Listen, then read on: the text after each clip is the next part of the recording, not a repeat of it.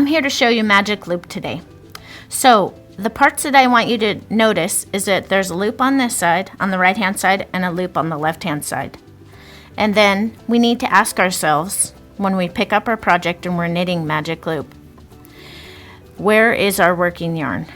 So we look for our working yarn, and I know that I have knit there last because of the stitches right here and the working yarn's right there. So that is the last stitch that I've knit. So I'm going to go over to this other side, and you see the working yarn is in the back stitch, and so it's ready to go ahead and knit in the front. So I would go ahead and knit, making sure that when you go to knit that first stitch, you got to snug it up just a little bit. You want it to make sure you don't have any gaps, because it can create kind of a laddered type thing if you don't make sure that stitch is the same gauge as all the other stitches. So I'm just knitting across, and my pattern happens to be knit 3, purl 1, and I'm just going to show you how I go around the corner. One second here.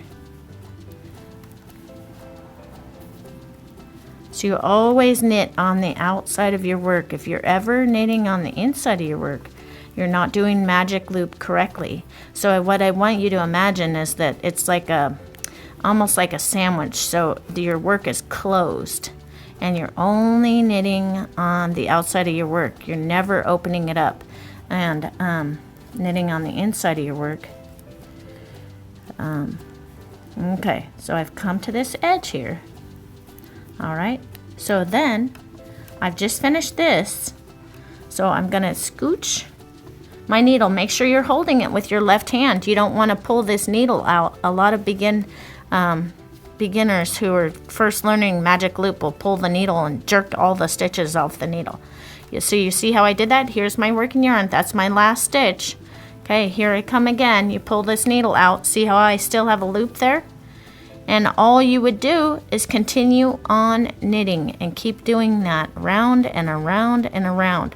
Let me show you. I've gone here. I've made a little card.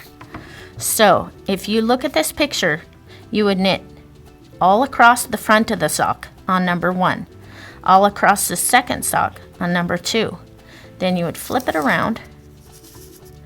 This is the back of number 2. That's your sock right here. So then you would knit number 3 and number 4. Now you're at the beginning of the round. I would also recommend that for the beginning of the round, you mark it with a colored stitch marker or something bright. So when you've done all 4 sides, you clearly know it. Because when you first start doing magic loop, it's confusing and you might forget when you've done a whole round. So go ahead and mark it with a brightly colored stitch marker. Also, know that your tail is the beginning of the round. So if you knit, when I knit all the way over here and all the way over here, I'll now be on a new round. So that's what magic loop looks like.